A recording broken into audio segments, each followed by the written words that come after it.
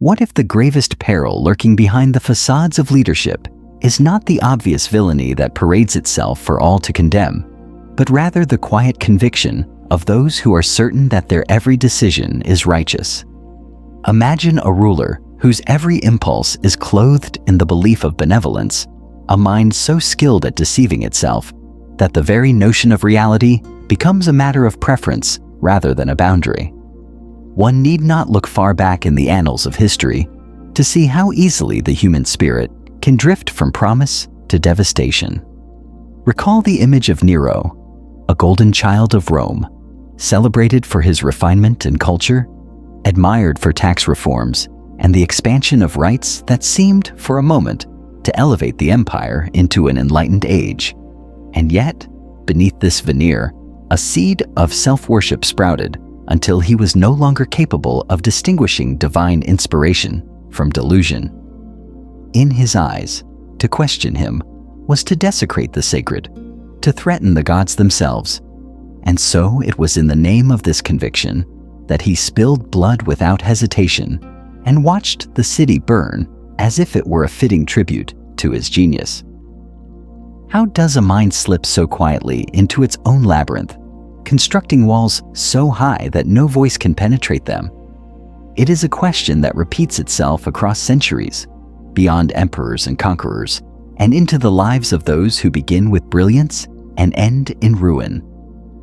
Howard Hughes emerged as a titan of industry and imagination, shaping film and aviation alike, commanding resources that could build or dismantle dreams. But when the boundaries between vigilance and suspicion dissolved, he surrendered himself to the invisible specters that haunted his isolation. What began as a mind attuned to danger became a citadel of paranoia, and from this fortress he directed the fates of countless others, his own terror the architect of their chaos. In the quiet of his chambers, Hughes was convinced of plots that no one else could see, and it was precisely this sincerity that made his downfall inevitable. He was not lying to the world. He was imprisoned by the stories he told himself, each one more persuasive than the last. The same mechanisms of self-deception that corrupted these lives are not confined to kings or magnates. They are inscribed in the human psyche itself, triggered by the intoxicating experience of power. When social psychologist Cameron Anderson studied the minds of those who ascend to influence, he discovered that the very act of rising to authority warps self-perception. People in power come to overestimate their knowledge, their skill, their immunity to error. This bias is not simply an affliction of ego. It is a slow rearrangement of how reality is perceived. Niccolò Machiavelli, who watched the Renaissance convulse under the ambitions of men who thought themselves saviors, captured this dynamic with a lucidity that still unsettles. He understood that the outward performance of wisdom can become so consistent that it eclipses any private acknowledgement of doubt. Everyone sees what you pretend to be. Few glimpse the conflicted soul hidden beneath the mask. And in time, you stop glimpsing it yourself. The asymmetry between public adulation and private fallibility becomes a crucible where delusion is forged. A leader is seen always in the act of decision, radiant with certainty, elevated by applause. The moments of hesitation, the ordinary bewilderment of any human mind, are erased from the collective memory. This distortion becomes a self-reinforcing mirror. You look into it, expecting to see your reflection, but all that greets you is the polished image others want you to believe. Eventually, it is this image that feels most authentic. It is a phenomenon psychologists call social proof distortion. Over time, the evidence of your competence accumulates not because you are infallible, but because everyone around you is invested in maintaining the illusion that you are. Advisors, employees, even critics are subtly incentivized to sustain the performance, for their fortunes are tethered to yours. Machiavelli foresaw that this dynamic would attract sycophants the way a flame draws moths. When he observed that those eager to deceive always find an audience ready to be deceived, He was not only describing the gullibility of the masses, but also the gravitational pull that powerful people exert on the imaginations of those beneath them. An empire, whether political or corporate, is rarely built on the raw material of facts alone. It is sustained by stories about competence, about destiny, about the inevitability of triumph. The most dangerous leaders are the ones who, having crafted these stories to inspire others, eventually come to believe them completely. It is not merely that they tolerate comforting fictions. They institutionalize them. They surround themselves with experts who confirm their suspicions, with studies that validate their instincts, with media narratives that frame their defeats as misunderstood victories. This enterprise feels logical from within. The leader does not say, "Bring me lies," but rather, "Bring me clarity." And clarity becomes synonymous with reassurance. Neuroscientist Sukhvinder Obi discovered that this is not just a cultural phenomenon, but a biological one. Power dampens the neural pathways responsible for empathy, reducing the brain's capacity to simulate the minds of others. The more authority you wield, the harder it becomes to fathom how others see you. This is how a leader can begin with empathy and drift into solipsism without ever intending to. When Enron's architects of fraud insisted they were innovators, they were not merely hoodwinking investors. They had built a fortress of conviction so impenetrable that they could no longer discern the difference between their aspiration and reality. The lesson is not that such men are unique in their corruption, but that they were ordinary in their susceptibility to the illusions that power invites. Each time a voice of caution was raised, it sounded less like wisdom and more like treachery. So they silenced the voice, and the silence itself became proof of their genius. Machiavelli noted that you could measure the intelligence of a ruler by observing those he kept close. This insight was never meant as a commentary on patronage alone. It was a barometer of self-deception. The moment a leader begins selecting confidants, based not on their independence, but on their willingness to venerate him, he has already surrendered to delusion. This descent is rarely abrupt. It unfolds in increments, an advisor replaced here, a dissenting voice marginalized there, until the entire inner circle becomes an echo chamber, resounding with the same affirmation. The Dunning-Kruger effect, in reverse, completes the trap. The genuinely talented overestimate their brilliance in domains far beyond their expertise. A conqueror presumes himself a philosopher. A financier imagines himself a visionary reformer. Each success in one arena feels like a passport to dominion over all others. And so, disagreement no longer feels like a necessary friction. It feels like an insult.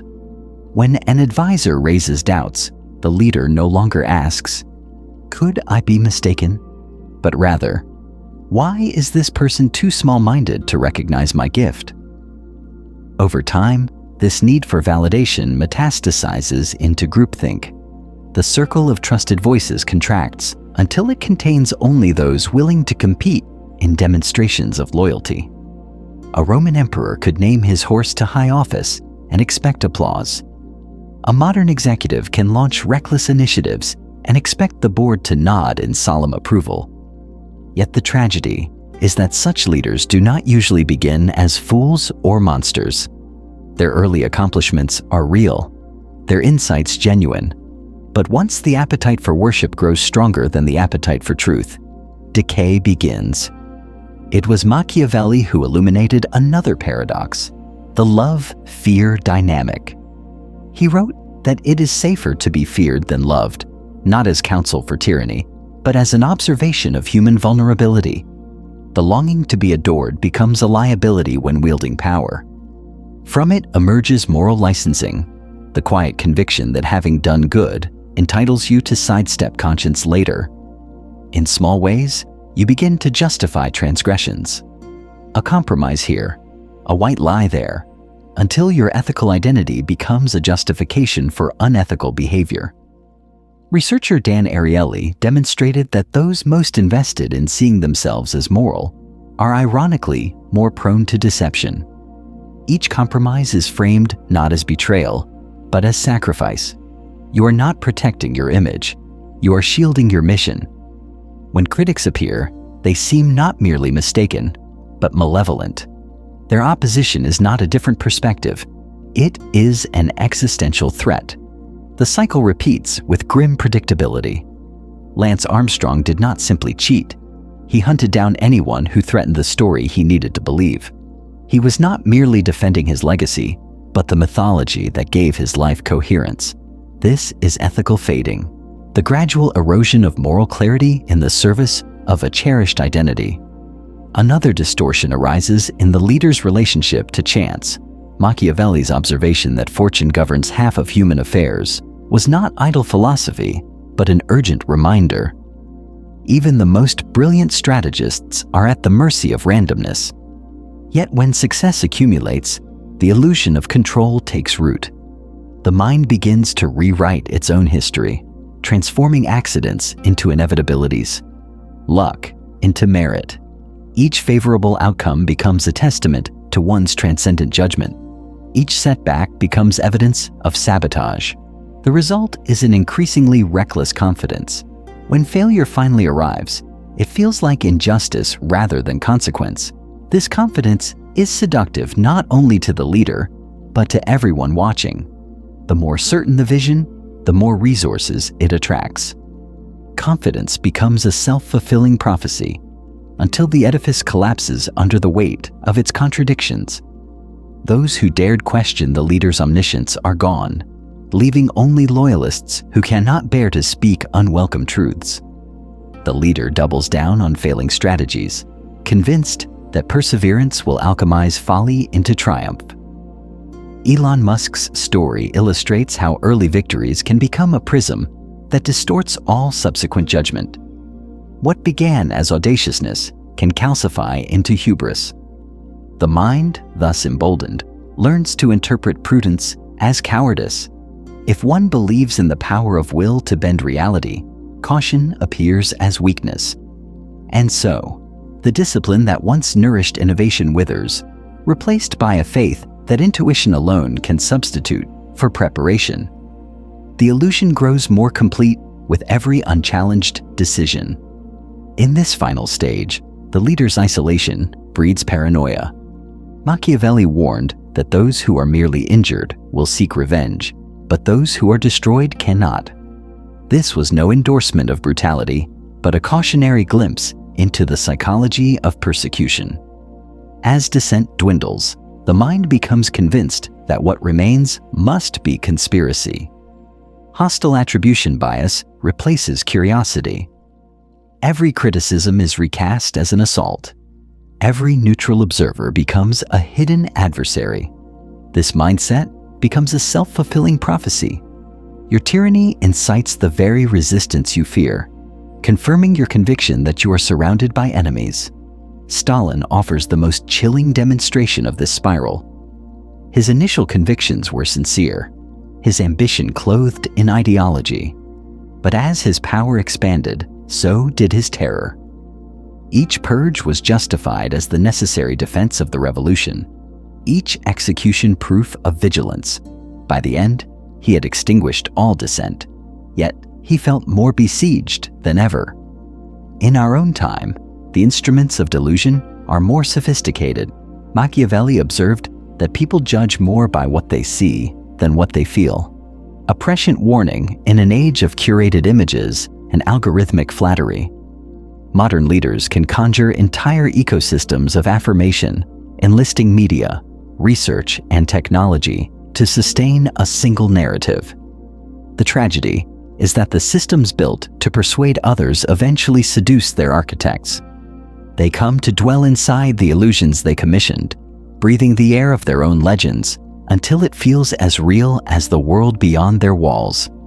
And so, the same mind that once questioned, that once trembled before the unknown, becomes a fortress unable to admit any crack of doubt. In that sealed chamber, every whisper of dissent echoes like treachery. Every flicker of humility feels like defeat. Yet, if there is any hope in this ancient pattern, it lies in the knowledge that no mind, however powerful, is immune to self-deception, and no system built on human ambition can endure without deliberate, constant confrontation with uncomfortable truth. The cure is neither cynicism nor blind faith, but a quiet, relentless willingness to see clearly, to invite contradiction, to let the fragile light of reality pierce the comfort of illusion. It is not the absence of conviction that keeps power from devouring itself, but the courage to question even the stories that feel most necessary to believe.